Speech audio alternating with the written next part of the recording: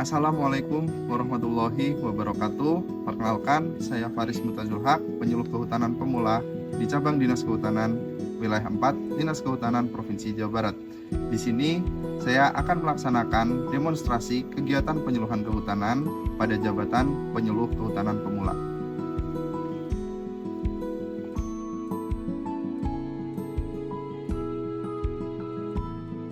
Assalamualaikum warahmatullahi wabarakatuh. Sebelumnya, Bapak-bapak, perkenalkan saya Faris Mutazul Haq, penyuluh di Kecamatan Cempaka. Nah, di sini saya punten mengganggu waktunya Bapak-bapak semua. Di sini saya ingin memberikan penyuluhan kehutanan terkait kegiatan agroforestry. Nah, sebelumnya Bapak-bapak ada yang tahu nggak kegiatan agroforestry itu apa? Yang itu ya, penanaman buah-buahan, ada juga pohon hutan, algasia dan sebagainya.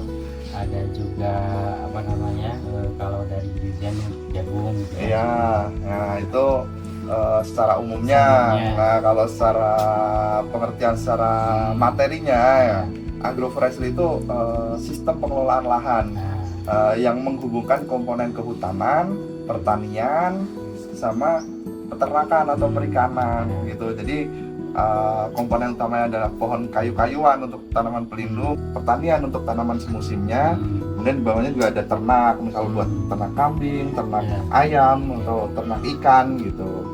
Nah, jadi itu tuh satu kesatuan gitu Pak, untuk menciptakan ekosistem yang lebih produktif, berkelanjutan, dan ramah lingkungan. Nah, jadi agroforestry ini bukan sekedar menanam Pak, jadi merancang interaksi simbiosis antara komponen pohon, tanaman pertanian, dan hewan ternak. Tujuan dari agro itu ada 5 Pak. Umumnya ya ada 5. Yang pertama itu meningkatkan produktivitas dan efisiensi lahan. Jadi dalam satu lahan itu bisa lebih produktif. Jadi untuk komponen utama itu ada tanaman, bawahnya itu yang tanaman semusim ada jagung, ada kacang-kacangan atau cabai gitu. Kemudian yang kedua itu menyediakan berbagai hasil seperti pangan, kayu, dan pakan ternak.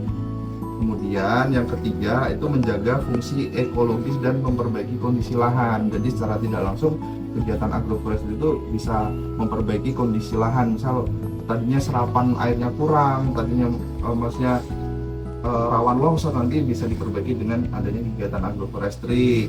Nah, kemudian yang keempat itu mendukung ketahanan pangan dan energi masyarakat. Kemudian yang kelima itu mengurangi resiko perubahan iklim melalui serapan karbon. Jadi bapak-bapak nanam pohon, nanti kan dari pohon itu kan menyerap karbon dioksida, menyerap karbon-karbon yang misalnya yang polusi yang ada gitu Pak, misalnya dari polusi kendaraan atau apa, itu membantu juga untuk serapan karbon, untuk perubahan iklim, perubahan iklim. Kemudian manfaat dari kegiatan agro itu ada 4 aspek Pak, 4 aspek dan 4 manfaat. Untuk aspek yang pertama itu aspek ekonomi, manfaatnya disertifikasi hasil seperti buah, kayu, kemudian pakan, kemudian madu, dan getah, dan lain-lain. Masih banyak lagi gitu Pak. Jadi bisa untuk menambah penghasilan petani juga dari kegiatan agro ini manfaatnya. Kemudian untuk aspek yang kedua itu ada aspek ekologi. Nah, manfaatnya itu menurunkan erosi tanah, kemudian meningkatkan kesuburan tanah dan konservasi air, serta menjaga biodiversitas. Aspek yang ketiga itu aspek sosial Pak. Nah, manfaatnya itu menyediakan lapangan kerja lokal, kemudian memperkuat ketahanan pangan, serta mengurangi ketergantungan terhadap bantuan misalnya dari pihak ketiga, dari pemerintah. Jadi nanti bisa secara swadaya kita melaksanakan kegiatan agro gitu. Kemudian aspek yang keempat itu iklim. Manfaatnya untuk menyerap karbon dioksida, membantu adaptasi dan mitigasi perubahan iklim. Selanjutnya komponen utama dari agroforestry. Tahu nggak Pak komponen utama dari kegiatan agroforestry itu apa aja? Kehutanan ya. Iya, jadi ada 4 komponen. Nah, yang pertama itu tanaman kehutanan, itu komponen utamanya Pak. Iya. Pasti ya. Kemudian yang kedua itu tanaman pertanian. Yang ketiga itu ternak, seperti sapi, kambing, ayam, atau ikan gitu. Kemudian yang keempat itu komponen tambahan. Komponen tambahan itu bisa tanaman obat atau HBK misal madu atau apa gitu Pak, di bawahnya, di bawah tegakan itu gitu. Nah, terus yang keempat itu jenis-jenis sistem agroforestry. Nah, jenis-jenis sistem agroforestry itu ada 5 Pak. Yang pertama agrosilvicultur. Agrosilvicultur itu kombinasi antara tanaman pertanian, tanaman kehutanan dan buah-buahan gitu. Kemudian yang kedua itu silvopastura. Silvopastura itu kombinasi antara pohon dan ternak. Nah, contohnya tuh ada tegakan sengon, habis itu di bawahnya kita ternak sapi atau ternak kambing atau ternak ayam gitu. Nah, yang ketiga itu agrosilvopastura.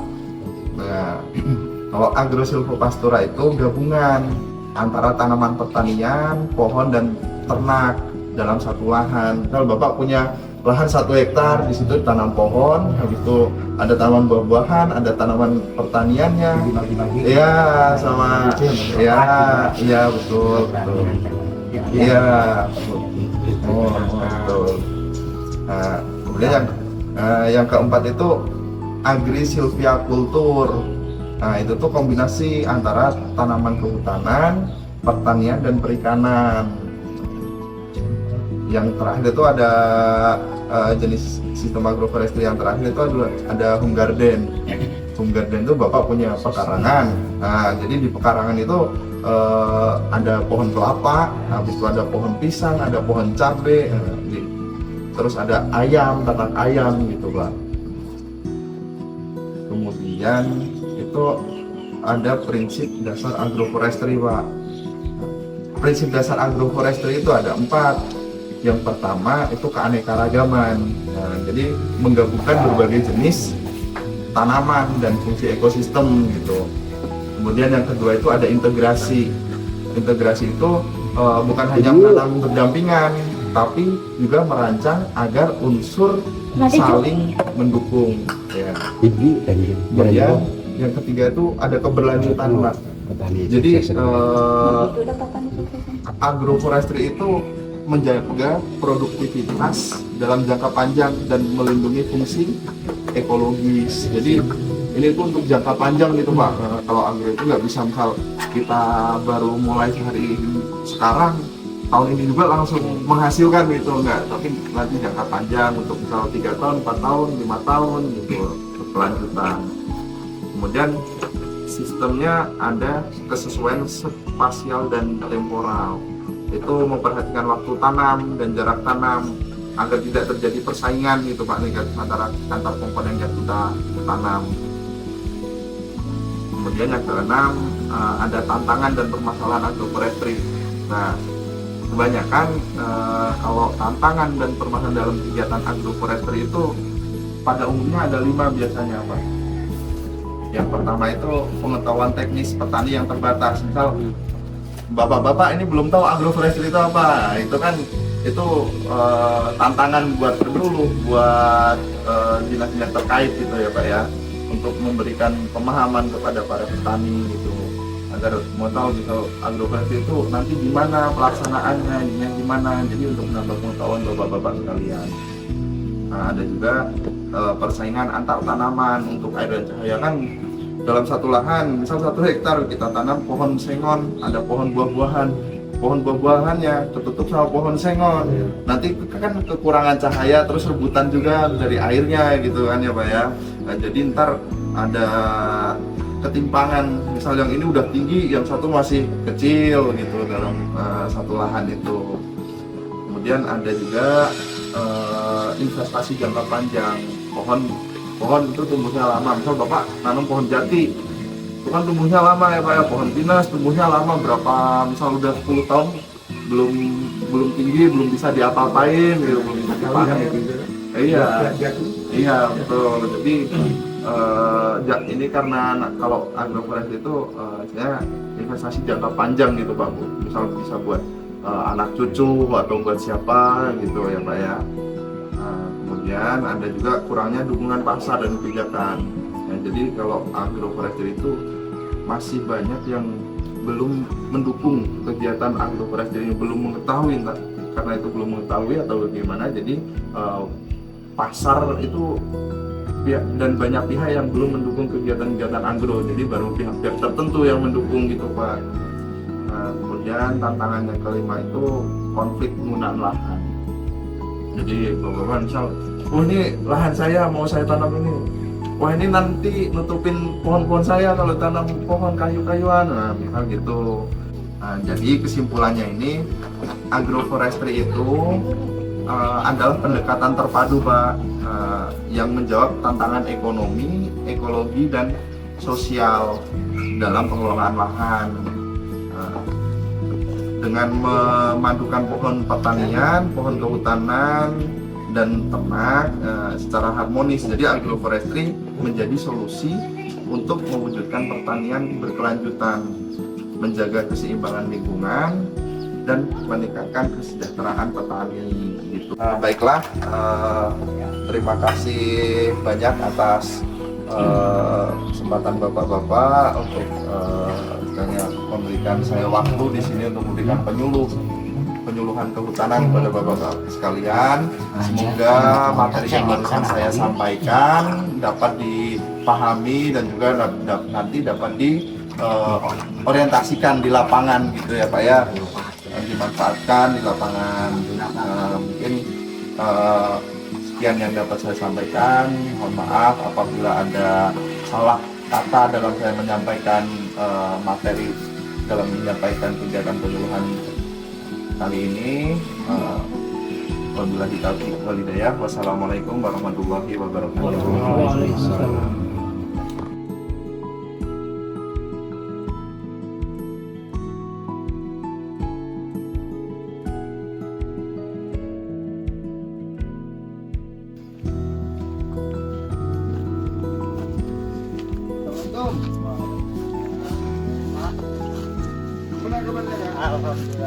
Lagi apa ini? Ya biasa Pak, ini lagi cek-cek ini.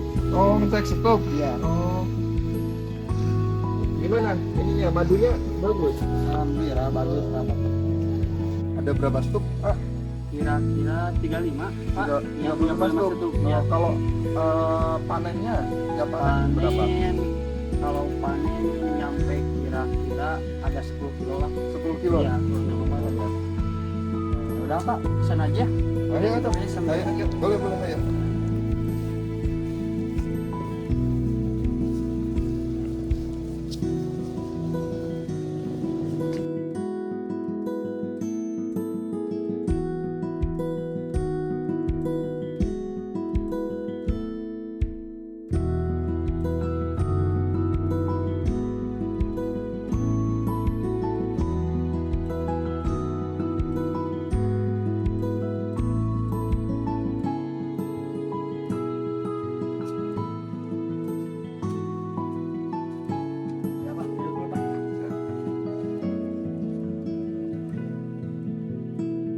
Kalau stoknya kan tadi ada 35 ya, produksinya dapat 10 kilo. Iya, 10 kilo. Nah itu kalau 10 kilo itu pemasarannya kemana Pak? Kalau soal pemasaran mungkin saya nawarin ke guru-guru lain. Kan saya ngajar nih, Oh, saya iya. ngajar ya. Sekalian kan saya suka bawa. Nah, sekalian iya. pas udah nyampe sekolah atau saat lagi rapat, saya menawarkan ke guru-guru. Oh gitu. Atau ada yang saya bikin snap WA, Iya. snap WA saya SW-in.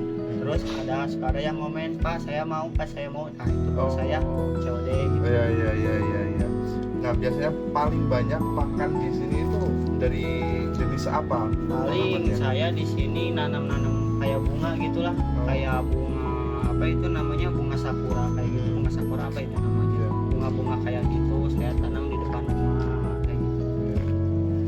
paling kan di sini juga ada kadang dari bunga-bunga apa yang namanya itu teh, kalau di sini namanya kaung lah, kaung, terus ada bunga-bunga dari apa alpukat ya, gitu. Oh iya. Jadi Iya. alhamdulillah kalau masalah pakan gitu nggak terlalu susah kalau di sini. Iya.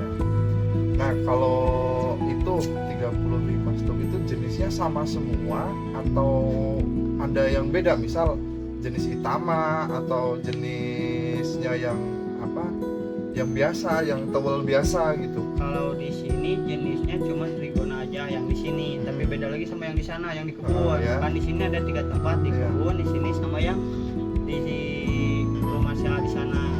Di sini yang kalau satu trigona Iya. semua aja. Oh.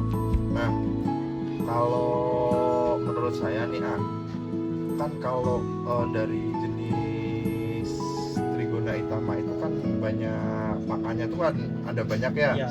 Nah nanti bagusnya kalau bisa sih punya tanaman ini apa, air mata pengantin. Nah, itu tuh. Nah itu kan. Nah, Nah itu yang di depan itu ya air mata pengantin. Oh, itu gitu. tuh. Iya. Nah. Makanya kan katanya bagus tuh air mata pengantin Iya. buat madu. Nah makanya saya nanam di sana.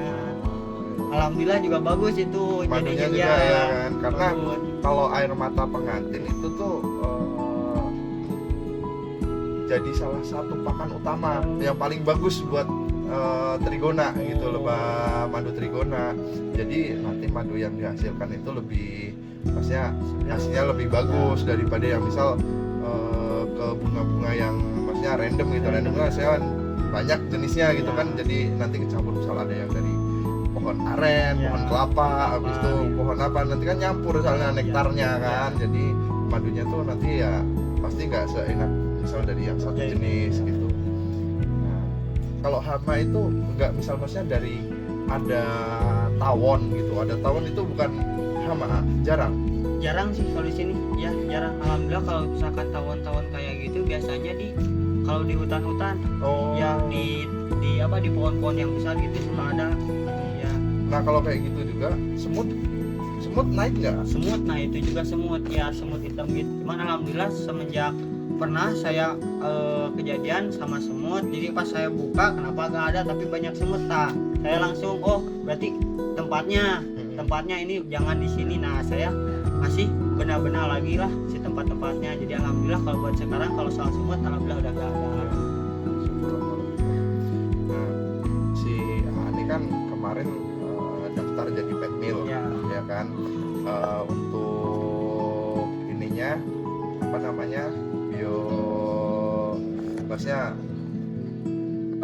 jenisnya kan misal kan mau ininya ke lebah madu ya kan. Nah dari pet meal tuh ya udah pernah ikut ke pelatihan terkait kegiatan-kegiatan yang berkaitan dengan lebah madu itu belum. Nah kalau bisa nanti misal di YouTube itu kan banyak namanya webinar, seminar terkait lebah madu, terkait budidaya lebah madunya, itu kan banyak. Nah nanti coba ya ikut webinar kayak gitu. Nah nanti juga nanti saya usulin juga ke dinas untuk inaugurasi petani milenial. Jadi nanti di situ ada, maksudnya ada istilah untuk diwisuda gitu petani. Kalau udah daftar masuk nanti bisa ikut wisuda petani milenial. Ada juga wisudanya. Ada. Nah jadi nanti juga bisa mengajukan bantuan, misalnya ininya budidaya lebah madu, bisa mengajukan stok lebah. Nah bisa juga mengajukan alat untuk panennya. Jadi kan ada tuh kalau trigona itu kan ada alat yang untuk buat panennya itu tuh kan, itu bisa dapat bantuan juga, bisa mengajukan bantuan juga. Bisa juga. Iya gitu. Nah jadi ya pokoknya nanti coba saya coba usulkan dulu ke dinas kehutanan untuk pendaftaran petani milenial. Nanti kan ada info kalau udah mulai dibuka, nanti coba kita usulkan, nanti si A tinggal kirim aja persyaratannya, nanti saya bantu. Siap. Oh iya Pak, ini sekalian saya mau ngerjain proposal bantuan lebah madu. Coba saya lihat dulu ya proposalnya. Proposal permohonan bantuan stok lebah madu trigona ya. Trigona. lihat dulu ya ayah.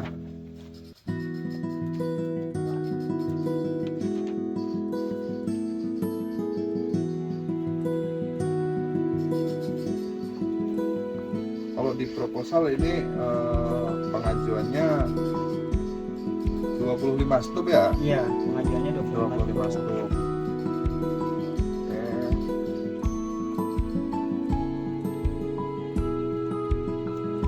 Kalau kita ini juga mau ngajuin sama alat buat sedos madunya. Oh Ya. gitu, iya ya. Ini foto lokasi ininya ya yang mau Ya. di ini. Ini foto lokasinya Buat yang penempatan. buat penempatannya. Oke. Oke. Saya terima proposalnya ya. Nanti saya usulkan dulu maksudnya ke kantor. Nah nanti saya usulkan sesuai dengan prosedur dan aturan yang ada. Jadi progresnya nanti kita pokoknya sesuai aturan. Jadi nanti bertahap nanti saya info juga ke DA-nya kalau ada perkembangan terkait proposal ini. Nah nanti kita mengikuti alur untuk usulan ini. Nah nanti coba saya usulkan, nanti pasti juga ada untuk verifikasinya, ada orang yang dari kantor datang untuk verifikasi lokasi, verifikasi lokasi AA-nya juga nanti. Oh ya Pak, kira-kira proposalnya udah benar atau belum? Atau apa harus ada yang dikoreksi? Sepertinya sih setelah saya cek tadi nggak ada, ini udah betul. Nanti saya coba usulkan dulu. Nah nanti kalau misal ada perubahan nanti saya hubungi lagi ke AA-nya, ataupun nanti juga bisa saya bantu juga untuk ininya, untuk pembetulannya untuknya. Mungkin itu. Jadi ini saya bawa dulu ya ayah. Mungkin itu aja yang bisa saya ini ke AA-nya. Barangkali saya langsung banget aja. Oke. Terima kasih Pak. Terima kasih banyak ayah.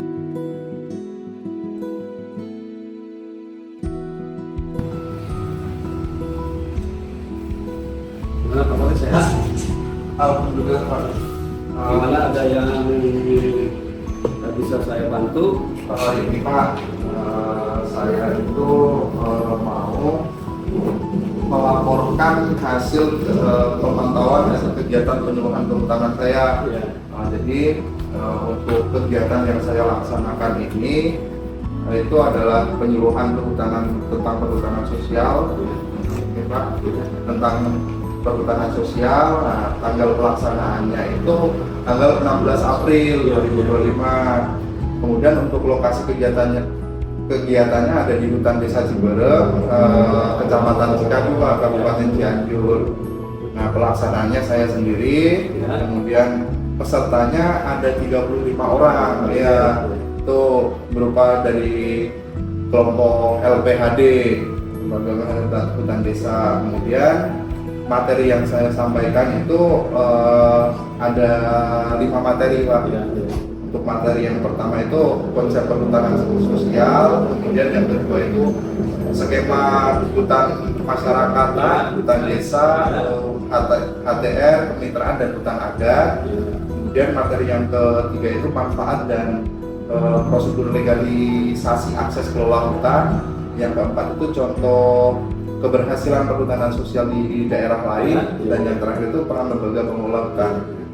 Nah, jadi dari hasil pemantauan yang saya laksanakan tanggal 16 April itu ada 5 aspek juga Pak. Dan aspeknya itu ada pemahaman peserta terhadap materi yang saya sampaikan, kemudian minat dan respon dari anggota kelompok, ada juga kesiapan kelembagaan, kemudian dukungan desa, dan juga ada dokumentasi Pak, ada inventarisasi. Nah, jadi dari kendala yang saya laksanakan, yang saya alami dalam pelaksanaan pemantauan hasil kegiatan penyuluhan itu ada 4 Pak. Ada yang pertama itu kurang pahamnya masyarakat terhadap kegiatan kehutanan sosial. Nah, kemudian yang kedua itu belum tersedianya batas peta wilayah gitu. Jadi masyarakat banyak yang belum mengetahui batas-batas wilayah dari hutan desa yang mereka kelola gitu Pak. Nah, kemudian ada juga keterbatasan alat dan SDM untuk survei dan pemetaan awal. Jadi banyak masyarakat yang masih belum memahami gimana caranya menggunakan aplikasi peta untuk melakukan pemetaan itu. Gitu. Kemudian ada juga beberapa peserta yang masih berharap bantuan fisik secara langsung. Nah, jadi masih belum paham tahapan-tahapan dari program-program ini itu gimana gitu Pak. Nah, kemudian di sini tuh ada tindak lanjut yang saya rencanakan. Nah, itu ada 4. Yang pertama itu melaksanakan penyuluhan lanjutan dengan topik teknis penyusunan pemetaan partisipatif. Kemudian ada juga koordinasi lintas sektor dengan Dinas Lingkungan Hidup, kemudian ada juga dengan ATR BPN dan dengan pihak-pihak yang berkaitan gitu Pak. Nah, yang ketiga itu memfasilitasi pembentukan LPH, lembaga pengelolaan hutan, dan penyusunan dokumen pengajuan izin perhutanan sosialnya itu Pak. Nah, ada juga yang keempat mendorong desa untuk memasukkan rencana ini dalam RPJMDes ya dan RKPDes. Nah, jadi saya juga membawa dokumen-dokumen pendukung, yaitu berupa daftar hadir peserta, ada di lampiran ya Pak, ada juga foto-foto kegiatan. Kemudian saya juga membuat notulen dari hasil diskusi dengan kelompok juga. Di sini juga saya membawa peta indikatif lokasi usulan perhutanan sosial yang diusulkan oleh masyarakat dan draft struktur LPH. Mungkin itu Pak, ada masukan dari Bapak terkait kegiatan pemantauan penyuluhan kehutanan yang saya laksanakan Pak. Terima kasih ya Pak Faris ya terkait dengan perhutanan sosial, karena mungkin di cabang dinas kehutanan pada saat ini adalah yang paling dibutuhkan terkait dengan pengelolaan atau perhutanan sosial, bahwa mungkin perlu kita ketahui bahwa Cianjur itu sudah 40 kelompok ya yang sudah mendapat legalitas terkait dengan perhutanan sosial. Nah, di sini mungkin diantaranya di sini terkait dengan LPHD Desa Cimali itu Desa Cikadu ya, Kecamatan Cikadu yang luasnya itu sekitar 400 loh ya, itu dikelola oleh lembaga desa ya. Nah, mungkin tahapan-tahapan terkait dengan kegiatan yang dilakukan oleh Bapak Faris, alhamdulillah mungkin terkait dengan perhutanan sosial sudah memang itu yang perlu kita perlukan terkait dengan pemahaman terutama Pak Faris ya, karena mungkin perhutanan sosial ini barang baru kalau di Dinas Kehutanan dan di Sabang Dinas Kehutanan, karena mungkin sejak tahun 2022 ya 2023 terkait itu perhutanan sosial dilimpahkan sepenuhnya ke pendampingannya ke cabang dinas kehutanan. Nah, mungkin terkait dengan langkah-langkah selanjutnya mungkin Pak Faris sudah melakukan langkah-langkah terkait dengan pemetaan dan lain sebagainya. Mungkin kaitannya dengan RUPS atau KPS itu nanti di sini kan ini statusnya Pak Faris hutan apa? Hutan lindung, hutan produksi. Hutan produksi Hutan produksi ya. Kalau hutan produksi ya betul-betulnya masyarakat bisa memanfaatkan dibandingkan dengan hutan lindung. Nah, di sini mungkin kaitannya ke depan karena mungkin karena ini perhutanan sosial menjadi barang baru bagi kita, kami sarankan ya terus-menerus berkesinambungan, terus melaksanakan kegiatan-kegiatan terutama dengan sosialisasi terkait dengan pemahaman bagaimana ke depan anggota atau perhutanan sosial yang dikelola oleh LPHD ya dapat berjalan, karena mungkin tujuan pemerintah ini mengapa perhutanan sosial ini diberikan ke pengelolaannya ke masyarakat, karena mungkin pertama yaitu terkait dengan bahwa supaya hutannya menjadi lestari dan masyarakatnya bisa sejahtera. Nah, ini kaitannya dengan rencana-rencana kegiatan dan program lain yang dilakukan oleh Pak Paris, alhamdulillah sudah betul-betul bisa mendukung kepada program perhutanan sosial. Mungkin itu Pak Paris yang masukkan ke depan terus menerus melaporkan kegiatan pembinaan kepada LPHD yang ada di Kecamatan Situlabu sebagai binaan. Kami juga mungkin selaku pendamping dan perhutanan sosial dan selaku koordinator dari cabang dinas kehutanan terus kita akan sama-sama melaksanakan kegiatan tersebut. Mudah-mudahan kita diberikan kelancaran. Mungkin itu Pak Paris, terima kasih banyak laporannya yang telah dilakukan atau dilaksanakan terhadap LPHD yang ada di Kecamatan Cidahu. Itu saja, terima kasih Pak Paris. Terima kasih banyak Pak Paris. Terima kasih banyak Pak. Ya. Mohon pamit. Assalamualaikum. Salam.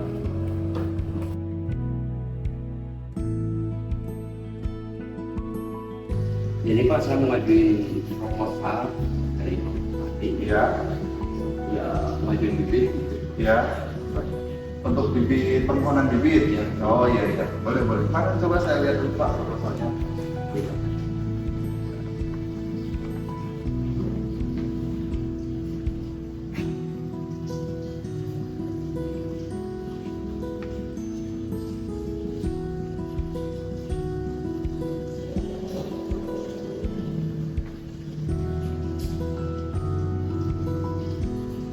Oke, ini saya terima proposalnya, nanti saya proses dulu sesuai dengan ketentuan yang ada, nanti saya usulkan, nanti ditunggu aja info dari saya Pak ya. Untuk pengambilan bibitnya nanti ditunggu aja info dari saya gitu Pak. Mungkin ini saya terima dulu proposal.